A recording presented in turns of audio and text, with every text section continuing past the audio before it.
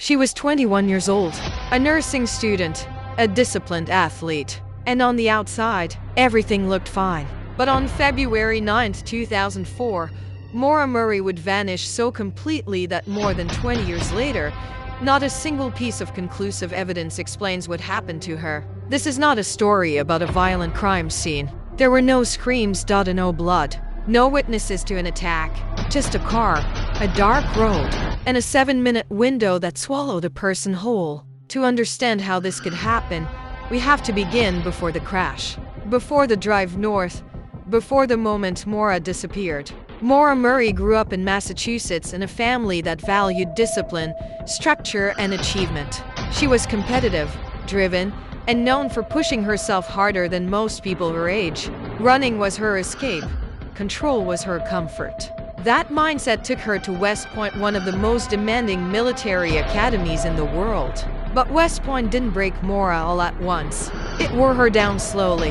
The pressure, the strict rules, the feeling of constantly being evaluated.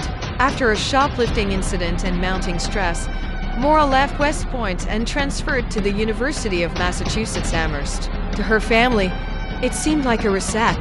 To Maura, it felt like failure. At UMass, she enrolled in nursing, another high-pressure environment.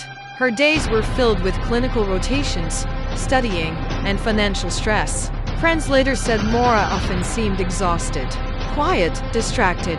She didn't talk much about how she felt. And then, everything began to unravel. Like, subscribe, and share for more true crime stories like this. On February 5, 2004, Maura attended a small gathering with friends. Later that night, she borrowed her father's car. She never made it back safely. Maura crashed into a guardrail on Route 9 in Hadley, Massachusetts. Police arrived. The car was damaged. Maura was shaken, emotional, and visibly upset. No sobriety test was performed, and no charges were filed. But the incident hit Maura harder than anyone realized. Her father drove hours to retrieve the damaged vehicle. The two spent the next day together, discussing insurance and repairs.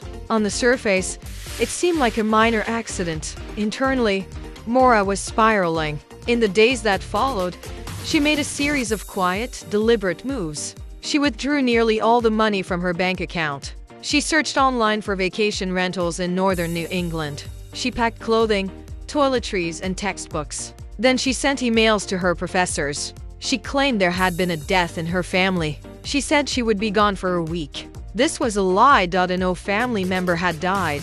No one in her family knew she was leaving. She did not tell her friends. She did not tell her boyfriend. She did not tell her father. On February 9th, Maura got into her car and drove north. Maura's route took her deep into New Hampshire, away from highways, away from cities, away from people. She stopped at a liquor store and purchased alcohol, wine, vodka, and beer.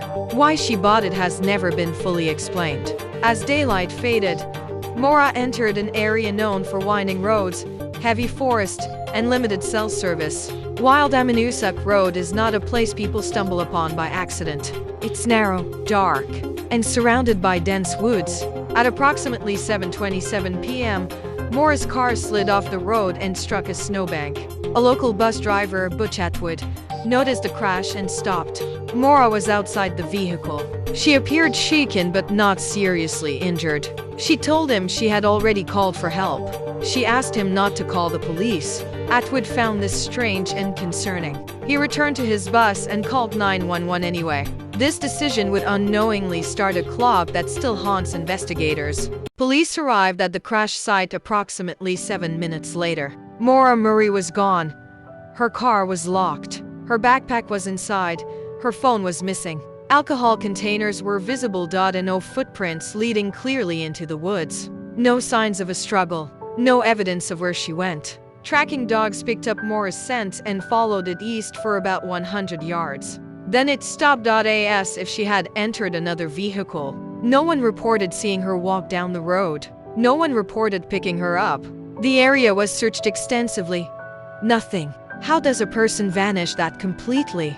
Was she avoiding a DUI? Did she panic and run into the woods? Or did someone stop someone she trusted in a moment of vulnerability? Each possibility raises more questions than answers. Search efforts continued for days, then weeks, then years. Helicopters, dogs, volunteers. No body was ever found.